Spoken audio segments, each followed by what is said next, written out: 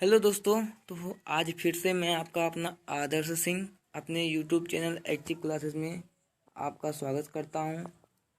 यदि आप हमारे चैनल में नए हैं तो आप हमारे चैनल को पहली बार सब्सक्राइब कर लीजिए ताकि हमारी आने वाली अगली वीडियो आपको सबसे पहले मिल सके। तो चलिए शुरू करते हैं। तो आज मैं आपको जो प्रश्नावली 8.1 है, प्रश्नावली 8.1 है उसको प्रश्नावली 8.2 के बारे में से पहले एक टॉपिक है, बहुत ही महत्वपूर्ण टॉपिक है। वो ऐसा टॉपिक है जिसे आप अगर ना पढ़ें तो आप जो प्रश्नावली 8.2 के सवाल हैं उसे लगा ही नहीं सकते। ठीक है, तो प्रश्नावली 8.2 टोटल क्या है? कोण पर आधारित है। जैसे साइन 30 अंश का मान ज्ञात करना है, साइन 60 अंश का मान ज्ञात करना है। तो उस ये साइन 30 अंश कहाँ से आया, ये साइन 60 अंश कहाँ से आया, तो यहाँ पर हम इसी के बारे में चर्चा करेंगे। तो चलिए शुरू करते हैं। तो टॉपिक जो हमने आपको बताया था वो टॉपिक है क्या है? जीरो अंश और 90 अंश के त्रिकोणमितीय अनुपात। त्रिकोणमितीय अनुपात। तो यहाँ पर जीरो अंश दिया है, तो यहाँ पर जीरो अंश दिया है और 90 अंश, मतलब जीरो अंश से अधिक और 90 अंश से कम, इसी के बीच की कोण का जो त्रिकोणमितीय अनुपात है उसे कैसे आया, उसका जो बेसिक है उसे उसके बारे में आज हम आपसे डिस्कस करेंगे। तो चलिए शुरू करते हैं। तो अब ये जो त्रिभुज आपको समकोण त्रिभुज स्क्रीन पर दिख रहा है, तो वहाँ पर जो एक कोण ए है ये मैं आपको पहले बता दूंगा, उसके बाद जो निष्कर्ष निकलेगा उसके बाद आपको खुद ही पता चल जाएगा कि मैं आपको जो ये सब है किस लिए बता रहा हूँ। ठीक है, तो चलिए जब यहाँ पर हम स्थिति 1 करेंगे, स्थिति 1, तो यहाँ पर हम क्या करेंगे? कोण ए को तब तक छोटा करेंगे जब तक क्या कोण ए बराबर क्या हो जाए? जीरो अंश है। यहाँ पे ऐसे करेंगे, यहाँ पे ऐसे करेंगे, कोण बराबर की जैसे ये है कि क्या हो जाए? जीरो अंश ना हो जाए कोण ए। ठीक, अब मान लीजिए हमने कोण ए को क्या इतना छोटा कर दिया कि वह क्या जीरो अंश से एकदम निकट आ गया। जीरो अंश के क्या हो गया? जीरो अंश के क्या हो गया? निकट आ गया। तो यहाँ पर जब निकट आ जाएगा तो आपको कुछ ऐसा प्रतीत होगा, कोण ये सी यहाँ पे आ जाएगा। तो यहाँ पर क्या हो जाएगा? जीरो अंश हो जाएगा। जीरो अंश से क्या आएगा? निकट आएगा। तो यहाँ पर जो ए सी का मान होगा वो क्या होगा? बी सी के मान के लगभग बराबर होगा। बराबर नहीं होगा, लगभग बराबर होगा। ठीक, तो आप दो चित्र देख रहे हैं। यहाँ पर चित्र 1 ये है और चित्र 2 ये है। तो यहाँ पर जो कोण ए है क्या जीरो अंश से, जो जीरो अंश के क्या है? निकट है। और ये देखिए यहाँ पर कोण ए बराबर क्या हो गया? जीरो अंश। तो कोण ए बराबर क्या हो गया? जीरो अंश हो गया। तो क्या ए बी बराबर क्या हो जाएगा? ए सी हो जाएगा। तो अगर हम यहाँ पर अगर हम कोण का मान, कोण ए क्या है? यहाँ पे इसी के ऊपर कोण ए आ गया, इसी के ऊपर कोण ए बी रेखा के ऊपर ए सी आ गया है। तो क्या हो जाएगा? हमने पहले आपको बता चुके हैं कि ए बी बराबर क्या हो जाएगा? ए सी हो जाएगा। तो अगर यहाँ पर ए इसका जो क्या है? जीरो अंश। तो अगर अब यहाँ पर अगर हम साइन ए का मान ज्ञात करते हैं तो साइन ए बराबर क्या होता है? लंब बटा कर्ण होता है। तो साइन ए क्या हो जाएगा? लंब क्या हो जाएगा? यहाँ पर लंब आपका बी सी है, कर्ण क्या है? ए सी है।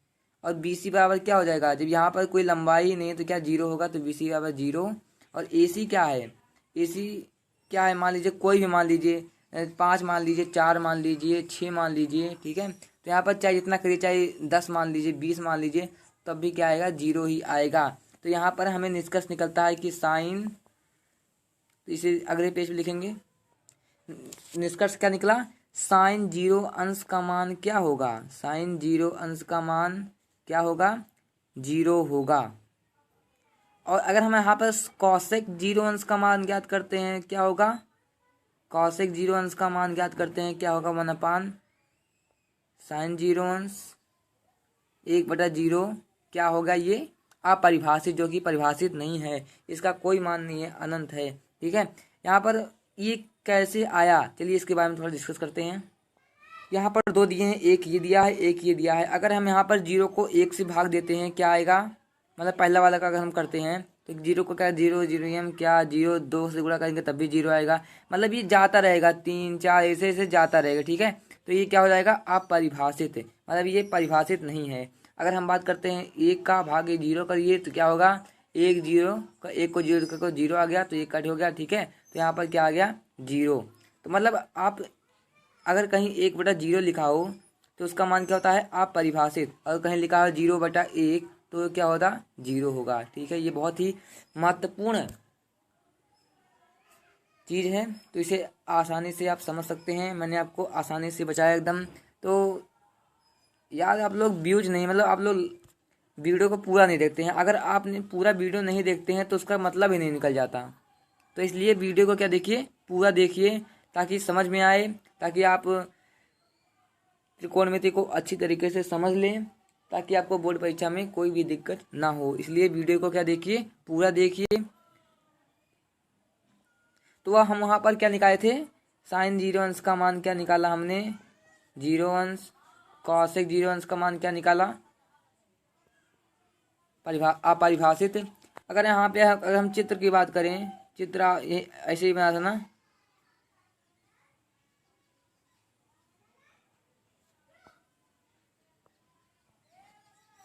यहाँ पे ए था, ठीक, यहाँ पे सी था, ये डैश डैश करके था। ठीक है, तो यहाँ पर अगर हम कॉस ए का मान ज्ञात करते हैं तो कॉस ए का मान क्या देंगे, तो क्या आधार ए बी है, कर्ण ए सी है।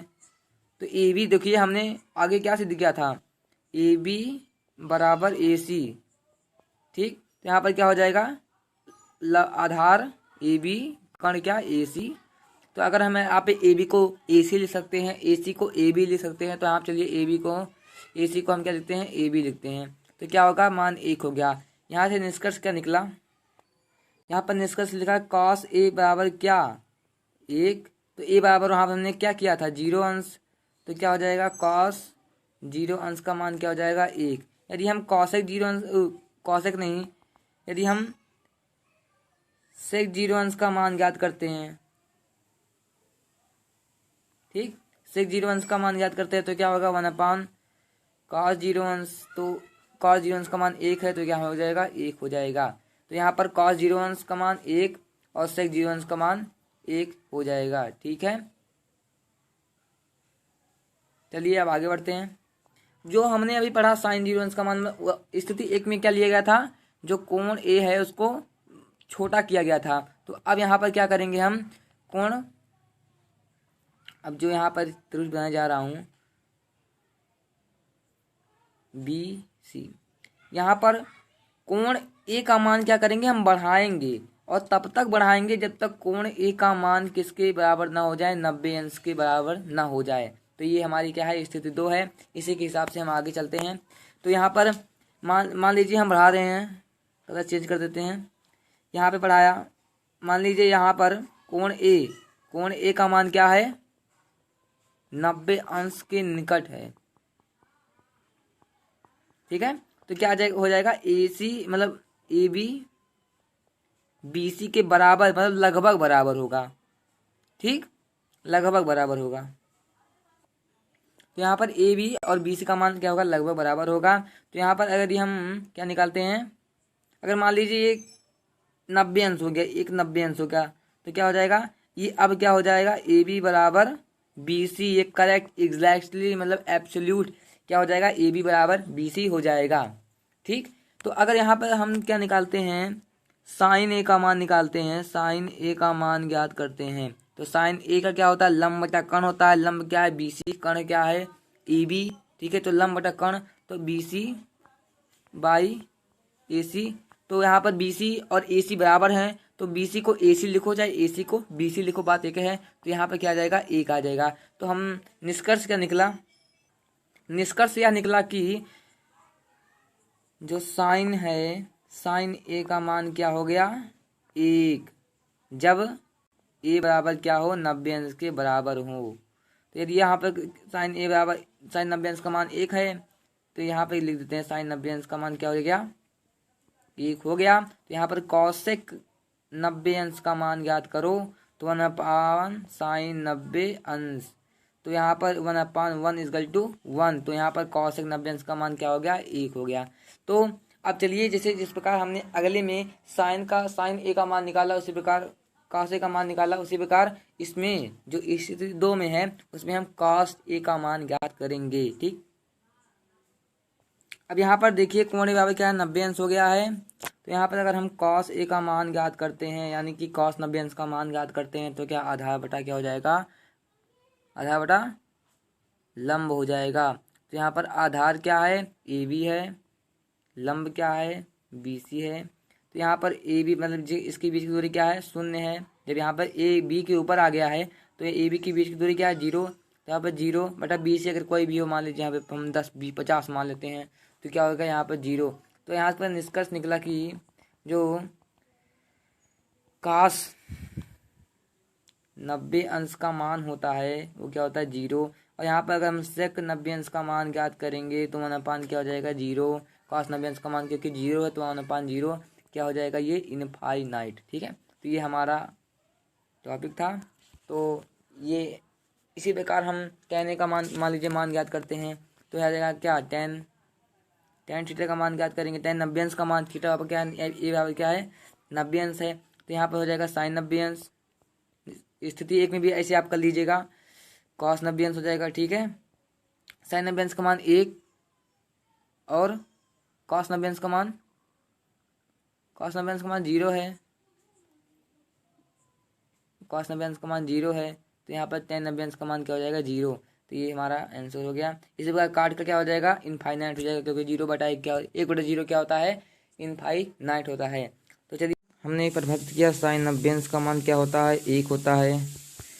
कॉसेक 90 अंश का मान क्या होता है, 1 होता है। और कॉस 0 अंश का मान क्या होता है, 1। और सेक 0 अंश का मान क्या होता है, 1। ठीक, तो इस प्रकार हमने tan 90 अंश का मान, tan 0 अंश का मान ये सब ज्ञात किया। ठीक, तो अब चलिए इसी के संदर्भ में एक सारणी होती है जिसे हम क्या कहते हैं, त्रिकोणमितीय अनुपातों के मानों की सारणी कहते हैं। चलो उसके बारे में हम वो सारणी कैसे आई उसका हम उसे याद करने का ट्रिक आपको हम बताएंगे, कैसे वो आया जिसे आपको याद करने में क्या आसानी होगी। तो चलिए शुरू करते हैं। तो यहाँ पर आप देखिए, यहाँ पर साइन का मान दिया है, साइन 0 अंश का मान ज्ञात करना है। ये देखिए कोण का नाम दिया है, 0 अंश, 30 अंश, 45 अंश, 60 अंश, 90 अंश। तो हमें साइन 0 अंश का मान ज्ञात करना है, साइन 30 अंश का, साइन 45, साइन 60 और साइन 90 अंश का मान ज्ञात करना है। तो सबसे पहले इसका मान कैसे निकालेंगे, तो सबसे पहले यहाँ पर 0 लिख दीजिए। ये ट्रिक है, यहाँ पे 1 2 3 और यहाँ पर 4। ठीक, तो सबका बटा क्या कर दीजिए, 4 कर दीजिए। दूसरा स्टेप कर दिया, तो अब सबका अंडर रूट कर दो, अंडर रूट। अब यहाँ से क्या निकला, 0 का अंडर रूट क्या होता है, 0 होता है। और 0/2 क्या होगा, 0। साइन 0 अंश का मान 0 जो हमने पहले निकाला था। और साइन 30 अंश का मान क्या होगा, 1 का होगा 1। और 4 का अंडर रूट क्या होगा, 2। अब यहाँ पर 2 का होगा नहीं तो यहाँ पर अंडर रूट 2 लिख दो, अपान क्या लिख दो, 2 लिख दो। अब इसका अगर हम परिमेयकरण करेंगे तो क्या आएगा, परिमेयकरण आपका ना क्वेश्चनों में सीखा ही है। तो यहाँ पर 1/√2 आ जाएगा, 1/√2 आ जाएगा।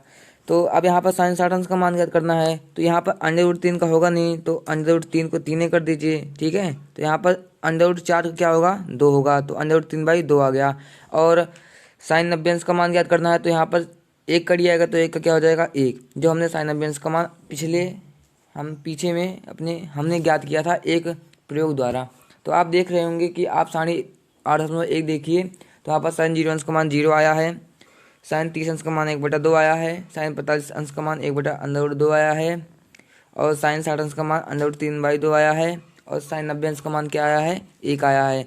अब इसी प्रकार से हम कॉस का मान ज्ञात करेंगे। तो जो कॉस का मान होता है, तो यहाँ पर देखिए कॉस वहाँ पर हमने पहले से दिख गया था, कॉस 0 अंश का मान क्या हुआ था, 1 हुआ था, ठीक। और कॉस 90 अंश का मान क्या हुआ था, 0 हुआ था। तो अब देखिए ये 0 और 1 है, तो यहाँ पर साइन 1 का उल्टा क्या हो जाएगा, कॉस, मतलब साइन ए ऐसे चल रहा है तो कॉस क्या चलेगा, ऐसे चलेगा, ठीक है। तो यहाँ पर 0 है और कॉस इसका क्या हो जाएगा, √3/2 लिख जाए, इसे उल्टा लिख जाए, मतलब उल्टे क्रम में।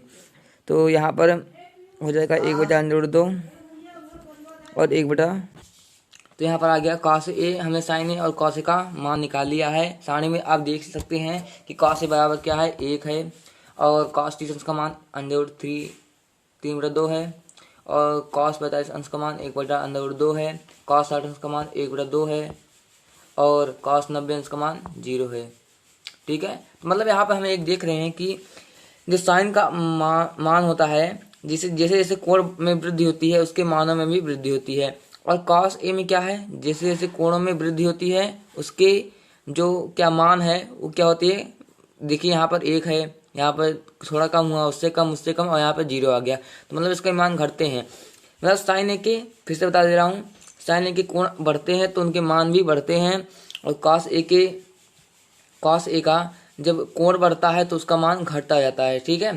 तो यहाँ पर देखिए एक और बात बता दूं, जिसे मैंने आपको एक प्रश्न भेजा था कि साइन थीटा का मतलब सबसे अधिकतम मान क्या हो सकता है, तो ये होगा 0, ठीक। तो यहाँ पर साइन ए का अधिकतम मान 1 होगा, 1 लिखा है, 1 होगा, और कॉस ए का भी क्या होगा, 1 होगा, ठीक। तो चलिए आगे बढ़ते हैं। इसी प्रकार हम जाते हैं tan ए का निकालने। यहाँ पर tan 0 अंश हमने पिछले में पढ़ाया, लेकिन मैं आपको फिर से बता दे रहा हूँ। तो यहाँ पर हमने क्या सूत्र पढ़ा था पार्ट 1 में, यहाँ पर tan 0 अंश का मान क्या होगा, sin 0 अंश बाई cos 0 अंश। sin 0 अंश का मान क्या है, 0, cos 0, sin 0 अंश का मान 0 और cos 0 अंश का मान 1 है। तो यहाँ पर tan 0 अंश का मान क्या हो जाएगा, 0 हो जाएगा, ठीक। और यहाँ पर tan 30 अंश का मान, तो यहाँ पर हो जाएगा sin 30 अंश अपान cos 30 अंश। sin 30 अंश का मान कितना है, 1/2 अपान, ठीक, और cos 30 अंश का मान क्या है, √3/2। ये कट गया, क्या हुआ, 1/√3 आ गया। यहाँ पर tan 30 अंश का मान क्या आ गया, 1/√3 आ गया। अब tan 45 अंश का मान क्या होगा, तो यहाँ पर tan 45 अंश का क्या होगा, sin 45 अंश अपान cos 45 अंश। यहाँ पे इसका 1/2 है, बटा 1/1 है, तो ये कट जाएगा, क्या आएगा, 1 आएगा। तो यहाँ पर tan 45 अंश का मान क्या आ गया, 1 आ गया। तो इसी प्रकार हम tan 60 अंश का मान निकालने चलें। अगर आपने नोट नहीं किया तो नोट कर लीजिए, और सारणी में देख लीजिए tan 0 अंश का मान क्या है, 0, tan 30 अंश का मान 1/√3, tan 45 अंश का मान 1 होगा, ठीक है। यहाँ पर हम क्या करेंगे, हम tan 60 अंश का मान निकालेंगे, तो यहाँ पर क्या हो जाएगा, sin 60 अंश अपान cos 60 अंश। sin 60 अंश का मान क्या होता है, √3/2, cos 60 अंश का मान 1/2, ये कट गया, क्या आ गया, √3। तो यहाँ पर tan 60 अंश का मान क्या आ गया, √3 आ गया, 3 आ गया। तो यहाँ पर अब हम tan 90 अंश का मान क्या देखेंगे, तो क्या हो जाएगा, sin 90 अंश अपान cos 90 अंश। तो यहाँ पर sin 90 अंश का मान क्या है, 1 है, cos 90 अंश का मान 0 है, तो ये क्या होगा, अपरिभाषित, मतलब इनफाइनाइट हो जाएगा। तो हमने आपको पहले बता चुके हैं, ठीक है, इसलिए मैंने आपको पहले ही बता दिया कि आपको इसके मान याद करने में दिक्कत ना हो। तो यहाँ पर क्या होगा, 1/0 क्या हो जाएगा, इनफाइनाइट, अगर 0/1 क्या है, हो जाएगा 0, ठीक है। चलिए आगे बढ़ते हैं। अब यदि हम कॉसेक ए का मान क्या, कॉसेक 0 अंश का मान ज्ञात करेंगे, तो क्या हो जाएगा, 1/sin 0 अंश, ठीक है। तो sin 0 अंश क्या होगा, 1/0, ये क्या हो जाएगा, इनफाइनाइट। इसी प्रकार हम कॉसेक 30 अंश का मान कर देंगे, तो 1/sin 30 अंश 1/1/2, तो यहाँ पर क्या हो जाएगा, 2 हो जाएगा, ठीक है। इस प्रकार हम इसको सूत्र के हिसाब से प्रयोग करते जाएंगे। इसी प्रकार से कर लेंगे। सेक 0 अंश का मान क्या होगा 1/cos 0 अंश, और सेक 30 अंश का मान क्या होगा 1/cos 30 अंश।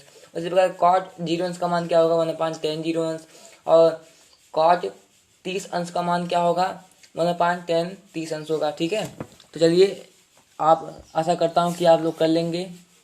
तो चलिए हम प्रश्नावली 8.2 की तरफ चलते हैं। इसकी तरफ प्रश्नावली 8.2 की तरफ। तो चलिए अब हम प्रश्नावली 8.2 करेंगे। प्रश्नावली 8.2 को हल करेंगे।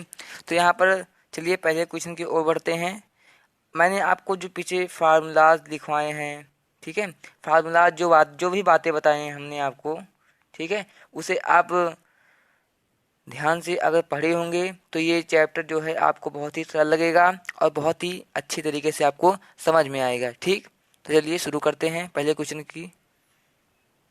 तो ये पहला क्वेश्चन दिया है 8.2 का। तो यहाँ पर इसे हम क्या तरीके से कर सकते हैं, दो तरीके से कर सकते हैं। तो चलिए पहला तरीका क्या है, मान लीजिए पहले तरीके से करते हैं। तो यहाँ पर हम पहले इन सभी के मान रख देंगे यहाँ पर। तो यहाँ पर sin 60 अंश के मान कितना है, यहाँ पर हो जाएगा √3/2। इसे आप याद किए होंगे तो आपको समझ में आएगा। तो यहाँ पर cos 30 अंश का मान कितना होता है, ये भी होता है √3/2, और प्लस यहाँ पर sin 30 अंश का मान क्या होगा 1/2, और cos 60 अंश का मान क्या होगा 1/2। तो यहाँ पर क्या आ गया, ये √3 का गुणा √3 में करेंगे तो 3 आएगा, 2 का गुणा 2 से करेंगे 4 आएगा, प्लस, और यहाँ पर 1 का गुणा 1 में करेंगे तो 1 ही आएगा, 2 का गुणा 2 में करेंगे तो 4 आ जाएगा। तो यहाँ पर हर बराबर है तो 3 + 1/4 बराबर 4/4 इक्वल टू 1 आ गया आंसर। 1 तो आएगा ना, तो इसका आंसर क्या आ गया, 1 आ गया। तो चलिए अब दूसरे क्वेश्चन की ओर बढ़ते हैं, मतलब इसको हम दूसरे तरीके से लगाएंगे। तो चलिए लगाते हैं उसे। तो अब हम इसे दूसरे तरीके से लगाएंगे, तो ये होगा दूसरा तरीका। अब देखिए आप यहाँ पर यदि दो कोण दिए तो sin 60 अंश cos 30 अंश प्लस sin 30 अंश और cos 60 अंश दिया है। तो यहाँ पर हमने पढ़ा है sin a + b का सूत्र पढ़ा है, क्या होता है sin a × cos b plus cos a × sin b। तो अब देखिए यहाँ पर अगर हम एक को क्या मान लें 60 मान लें, बी को क्या मान लें 30 मान लें, तो यहाँ पर क्या हो जाएगा, यहाँ पर sin 30 अंश sin 60 अंश है, इसके एक जगह पर 60, बी की जगह पर 30, और एक जगह पर यहाँ पर 60 है, cos 60 अंश देखिए यहाँ पर दिया है, और ये क्या होगा 30 अंश। तो ये देखिए हमारा सूत्र क्या बनता है, sin a + b के ऊपर ये निर्धारित है। मतलब चलिए, तो यहाँ पर sin a + b का सूत्र लगेगा। इसको अगर हम फैला दें तो यहाँ पर a बराबर क्या लिया है, हमने माना है 60 अंश, तो यहाँ पर sin 60 + 30, तो यहाँ पर आ जाएगा sin 90 अंश, जिसका क्या मान होता है 1 होता है, ये भी हो जाएगा। देखिए दोनों में आंसर क्या आया, 1 ही आया है। तो चलिए अब दूसरे क्वेश्चन की ओर बढ़ते हैं हम। तो दूसरा क्वेश्चन है, यहाँ पर हम tan 45 अंश का मान रखेंगे। तो tan 45 अंश यहाँ पर अगर दिया रहेगा sin स्क्वायर 60 अंश, मान लीजिए हम एक उदाहरण लेते हैं। तो यहाँ पर तो जो sin 60 अंश का मान है, यहाँ पर इसे हम लिख सकते हैं sin 60 अंश का होल स्क्वायर। तो sin 60 अंश का क्या होता है √3/2 का होल स्क्वायर। उसी प्रकार हम यहाँ पर इसका मान रखेंगे। यहाँ पर 2 × tan 45 अंश का मान क्या 1 होता है, जैसा कि हमने अभी बताया 1 का होल स्क्वायर हो जाएगा। और cos 30 अंश का क्या मान होता है √3/2 का होल स्क्वायर, ये भी हो जाएगा। माइनस sin 60 अंश का मान क्या होता है √3/2 का होल स्क्वायर। तो यहाँ देखिए +3/2 का होल स्क्वायर -3/2 का होल स्क्वायर है, तो ये क्या हो जाएगा कट जाएगा, और आंसर क्या आया 2 का गुणा 1 में करेंगे क्या हो जाएगा 2। तो ये हमारा क्या हो गया आंसर हो गया। तो दूसरा क्वेश्चन भी सॉल्व होता हुआ। चलिए हम तीसरे क्वेश्चन की ओर बढ़ते हैं। तो यहाँ पर cos 45 अंश का मान क्या होता है 1/√2 होता है, अपान क्या दिया है sec 30 अंश का क्या होता है 2/√3 होता है। आप देख लीजिएगा, हमें याद है इसलिए हम कर ले रहे हैं, आपको याद करना पड़ेगा। cos 30 अंश का मान क्या है 2 है, ठीक है। तो अब इसे हम करते हैं 1/√2, तो हो ही जाएगा। और यहाँ पर इसका हर बराबर करें तो 2 + 2√3/2 हो जाएगा। तो यहाँ पर स्पेस नहीं है, तो हम अगले पन्ने पे करेंगे। तो इसे उतार लीजिए, आशा करता हूँ आपने उतार लिया होगा। तो अब यहाँ पर क्या करेंगे 1/√2 ठीक है। तो यहाँ पर अंडर रूट 2 हो जाएगा। तो यहाँ पर क्या दो कॉमन आ रहा है, तो क्या हो जाएगा, बचेगा 1 plus under root 3 by under root 3। तो उतार लीजिए।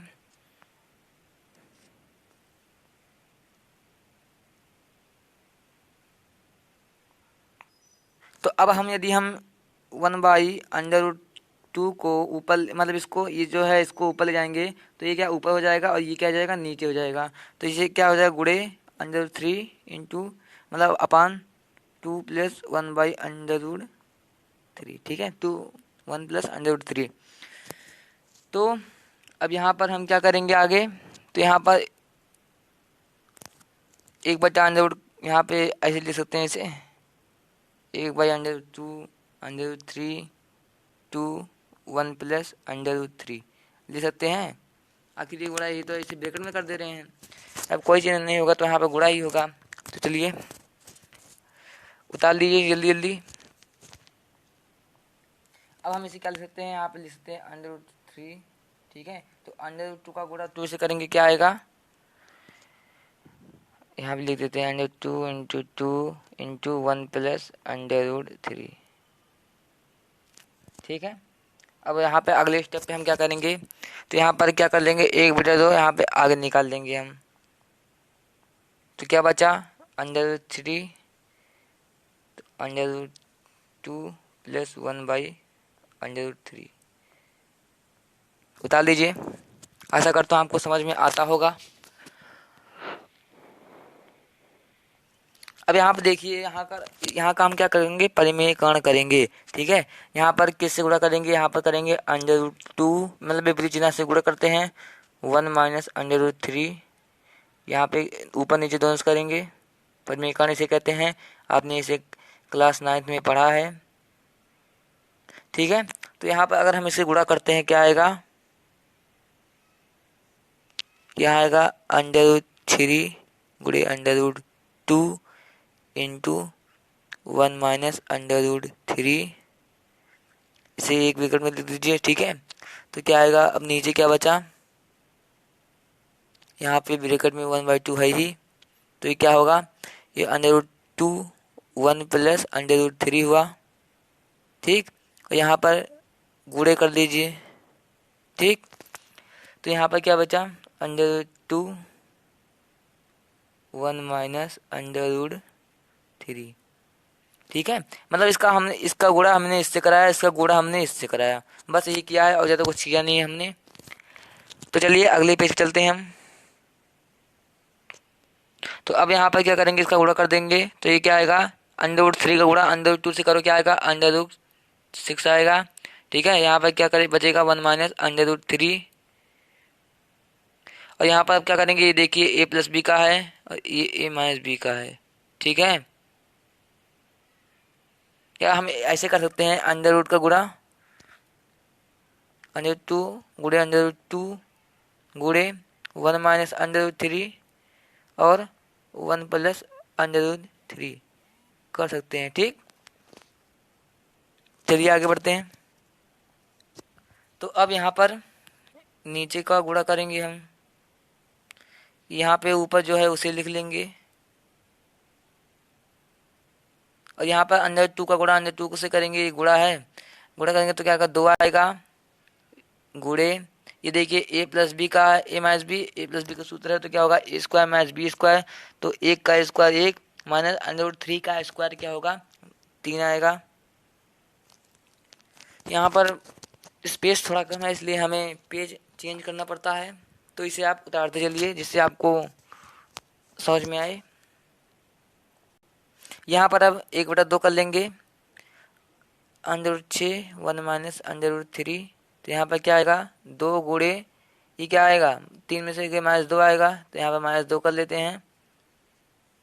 चलिए आगे बढ़ते हैं, आशा करता हूँ कि आपने इसे उतार लिया होगा।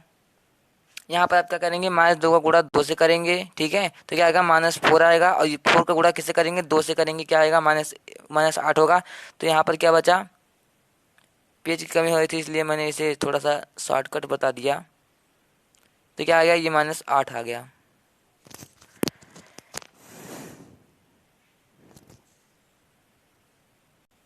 इसका गुणा हम इसे ब्रैकेट खोलेंगे तो क्या आएगा, under root 6 minus under root 6 और गुणे अंडर रूट 3 होता है, क्या होता है, अंडर रूट 18। तो क्या होगा, अंडर रूट 18 माइनस 8। ठीक, अब यहाँ पर देखिए माइनस ये 8 क्या है, जो ये 8 है ये किस में है, माइनस में है, तो इसे प्लस में करेंगे तो यहाँ पर माइनस कॉमन ले लेंगे तो ये क्या हो जाएगा, ये माइनस में हो जाएगा, ये प्लस में हो जाएगा, मतलब चिन्ह बदल जाते हैं, प्लस का माइनस हो जाता है और माइनस का प्लस हो जाता है। तो यहाँ पर क्या हो जाएगा, under root 18 minus under root 6, ठीक, अंडर रूट 18 माइनस 6/8। ठीक है, तो अब इसे और थोड़ा सा सरल करेंगे, अगर आंसर ये भी आ सकता है लेकिन इसे हम थोड़ा सा और सरल करेंगे। तो गणित में ही होता है सरलीकरण, क्या होता है सरलीकरण, मतलब जितना ज़्यादा से ज़्यादा सरल कर पाओ उतना करो, तोड़ उसे होते कहते हैं तोड़ना।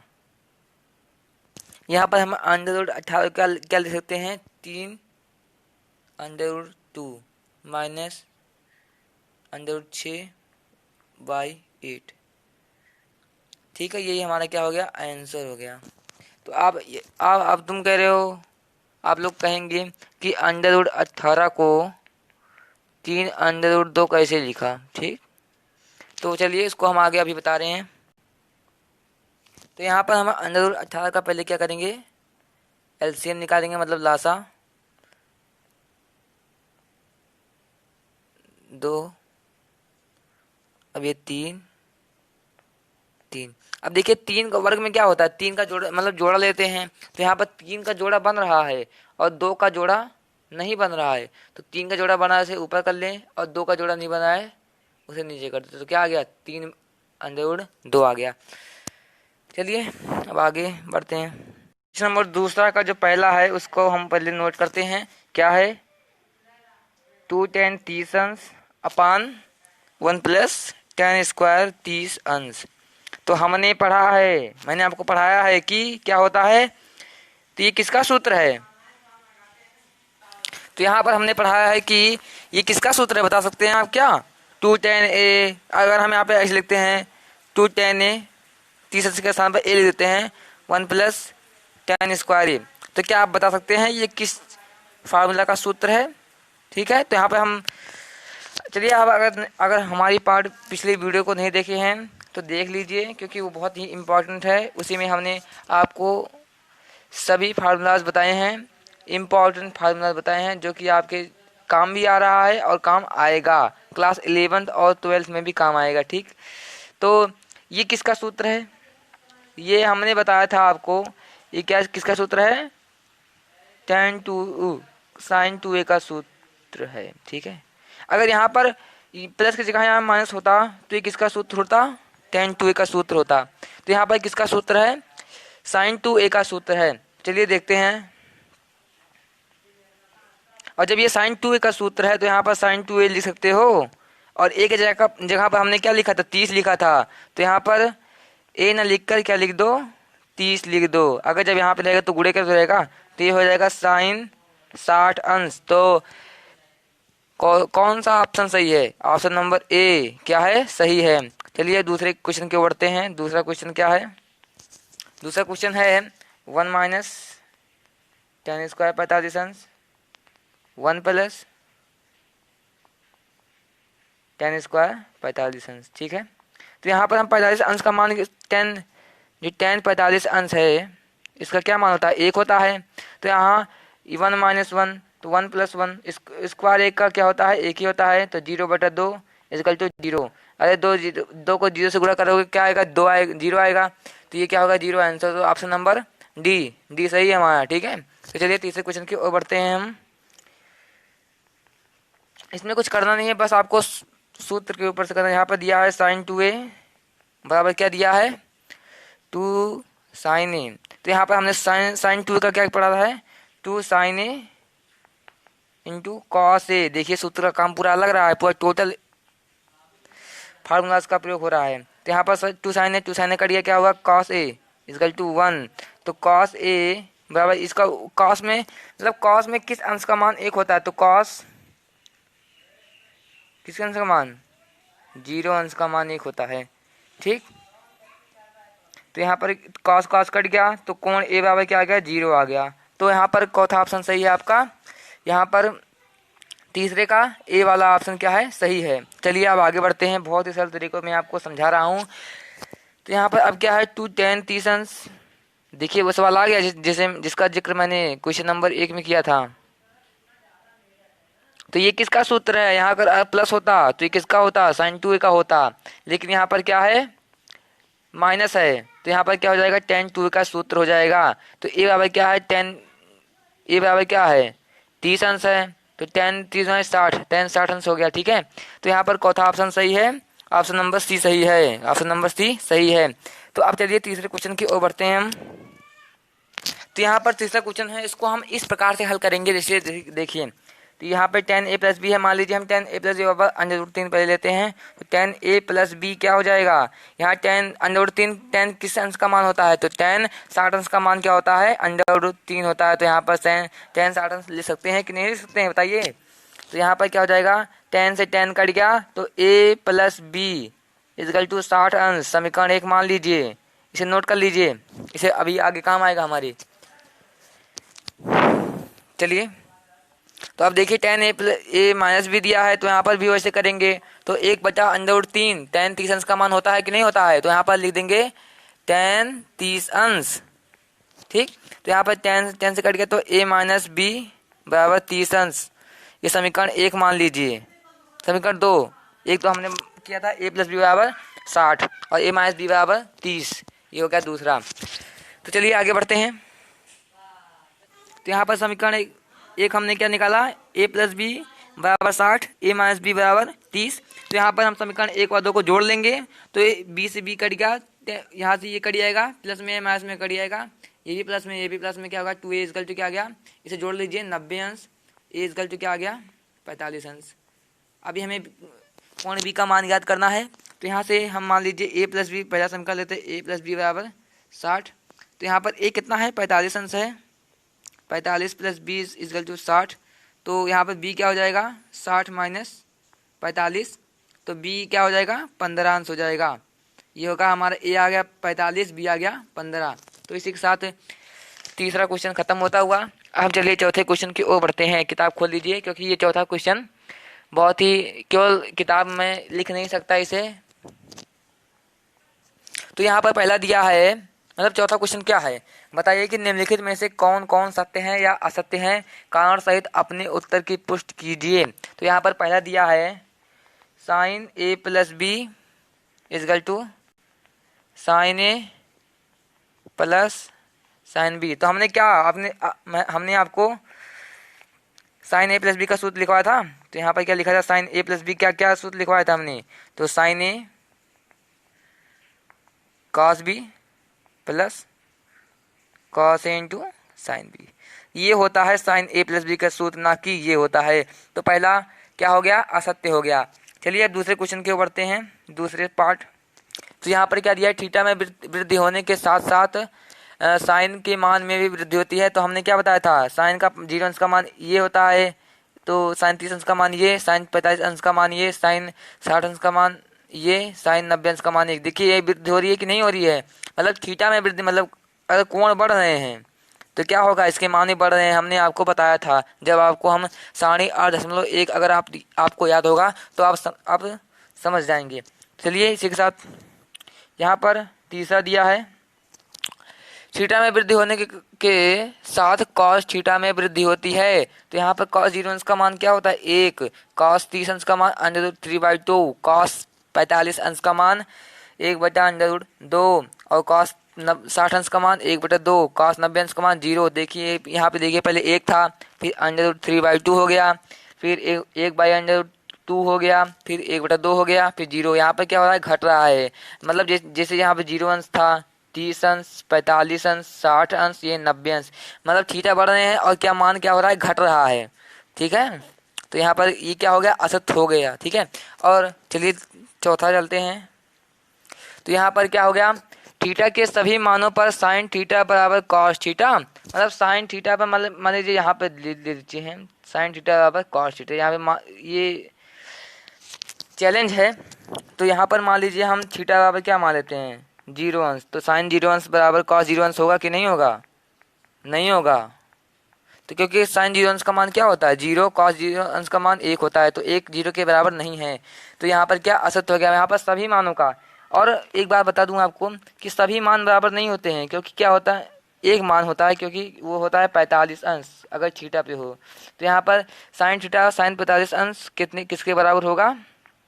कॉस 45 अंश के बराबर होगा, क्योंकि साइन 45 अंश का मान 1/√2 और इसका भी क्या होता है 1/√2। तो यहाँ पर केवल एक मान के लिए साइन 45 अंश के मान के लिए क्या होगा?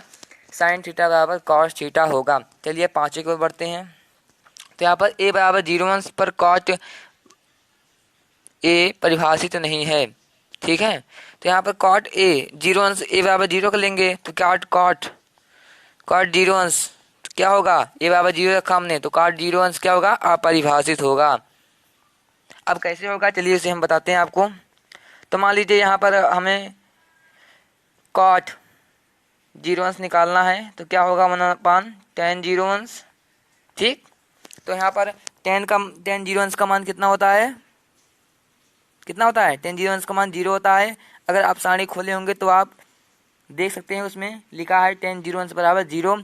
तो यहाँ पर क्या हो जाएगा? इनफाइनाइट। मैंने आपको बताया था कि 1/0 हो तो क्या? अपरिभाषित, इनफाइनाइट। अगर 0/1 है तो क्या? मैंने आपको बहुत बार बताया है कि 0/1 है तो यहाँ पर 0, और 1/0 है क्या होगा? अपरिभाषित होगा। इसी के साथ हमारा प्रश्नावली 8.2 समाप्त होता हुआ। वीडियो देखने के लिए धन्यवाद। अगर आपको यह वीडियो पसंद आए तो लाइक एंड शेयर कीजिए, ठीक है।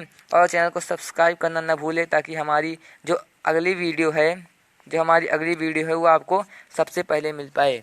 तो वीडियो देखने के लिए धन्यवाद।